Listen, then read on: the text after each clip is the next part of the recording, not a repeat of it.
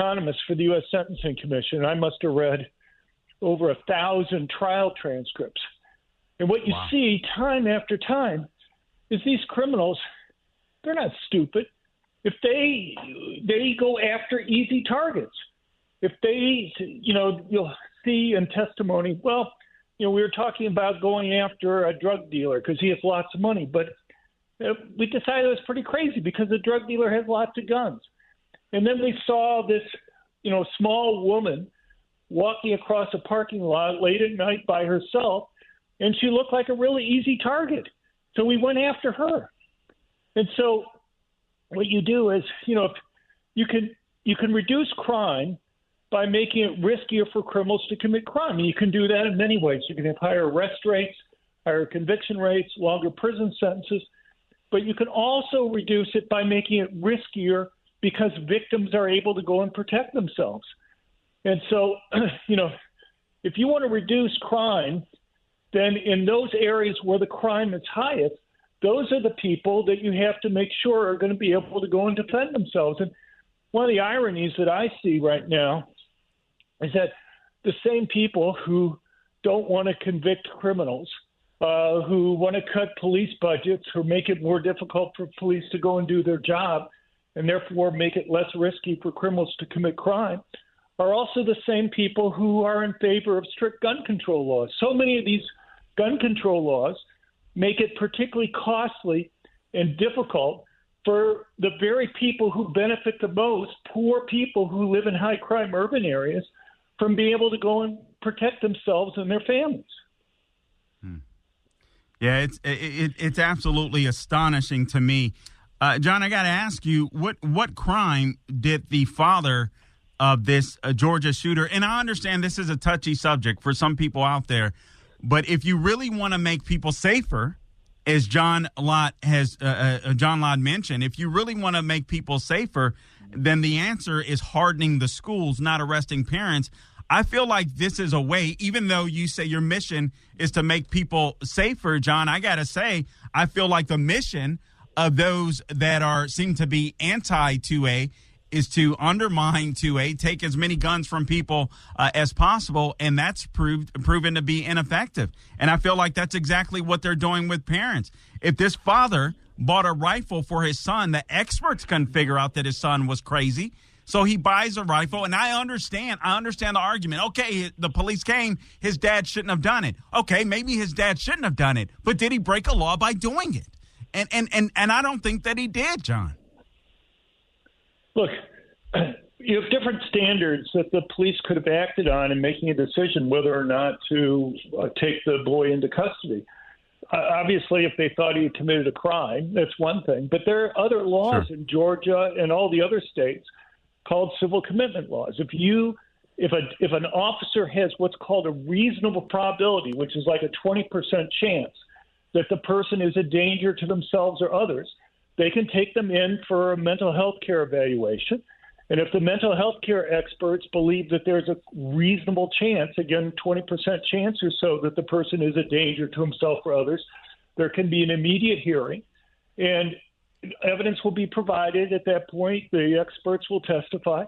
And if the judge concludes that the person is a danger to themselves or others, then the judge has a wide range of options. He can go and say, look, if you go and get outpatient treatment, we'll have you come back in a week or two and we'll reevaluate the situation. He could take away the person's guns. He could go and take away their driver's license if he's worried that the person's going to drive a car through a crowd. He can go and involuntarily commit the person in the most extreme thing. Sure. But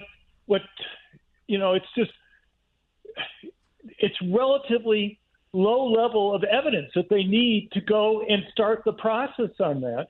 And the issue is, if these police presumably talk to lots of criminals, these guys were not new officers. They've had a fair amount of experience. And if this young man says, I didn't put up those social media posts, and the police don't think that there's even a 20% more than 20% probability that he did, John, hold that thought. If you could just stick with me for one more segment, hold that thought. I want to make sure that you finish that up and a couple more questions on this other side with John Lott Jr. All right, welcome back to the program. Again, I'm joined by my guest, John Lott Jr. or John R. Lott Jr. You can find him on X at John R. Lott Jr. He's the president of the Crime Prevention Research Center. Make sure you check out that website. Help him out as well.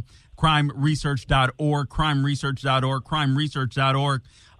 And John, before we went to the break, you were talking about the things that the police officers could have done to this young murderer in Georgia. So I want you to finish that thought, but also I want to talk to you about, is crime really down? Like I'm hearing a lot of people on the left say in America. And they say, hey, FBI stats show that crime is down. I'd love for you to speak to that. And again, I just want to drill down a little more on defensive gun use in America and some of these trans shooters that we've seen recently. But if you would go back to the point that you were making about this Georgia shooter, 14-year-old, and I hate calling him a shooter because I know you're coming from it and thanks for that clarification, from a point of safety. But for me, I want safety, but also I'm looking out in the political realm for people that I believe are trying to undermine the Second Amendment. And what better way to undermine the Second Amendment, in my opinion, than to tell dads, hey, you're not going to, or scare dads into buying rifles for their kids when the vast majority of kids aren't going to go out and do what this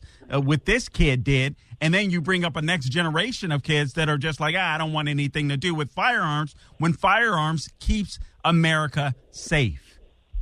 Right. Well, no, I agree with you. I think they're trying to scare parents into not allowing guns around. And I think, as you say, the implication for that is going to be less safety. So one of the things that they want to push are things like locking up guns, requiring that people lock them up. The thing is, if you make it so that people can't get access to their guns, what you see is that criminals actually become emboldened to attack people in their homes and are more likely to be successful. We have data on what's called hot burglaries across countries. Hot burglaries are burglaries that occur while the residents are in the home. In the United States, we have about half the burglary rate that a country like the UK has. But not only is their burglary rate twice as high, 60% of the time that burglars break into people's homes in the UK, the people are at home when the burglars break in. In the United States, it's 13%. And also related to that, when burglars break in the UK, they break in the evening when people are at home, whereas burglars in the United States tend to break in the middle of the day when people are likely to be away at work or just out doing something else. And American burglars, even though they pick the times when people are less likely to be home, they spend about twice as long casing a home before they break in order to make sure nobody's there compared to their British counterparts. And the reason that they give is they're worried about getting shot. And one way to protect yourself from not being shot is to make sure nobody's home there to do the shooting when you try to break into their home. In Britain, they like breaking in the evening because they want the people at home. And the reason why they want them at home is, let's say somebody has a safe or they've hidden jewelry someplace in the home. Then you can go and essentially force them to open the safe or to tell you where the valuables are hidden in the home there. The American burglars forego getting that additional information. But look, you bring up other important questions here about, one of the big claims we hear in the media these days, and we heard it in the We got about a minute and a half, John. Sure.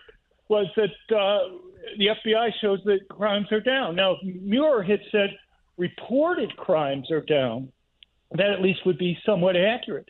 But there are two measures that we have of crime from the Department of Justice. One is the FBI's count of reported crimes to the police, but then we also have a measure of total crimes from the Bureau of Justice Statistics.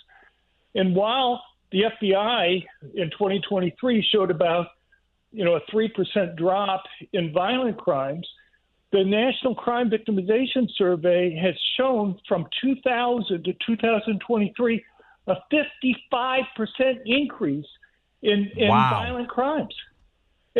And what's happened is that as law enforcement has collapsed in this country, as arrest rates have gone down to historic lows, people are less willing to go and report crimes to the police.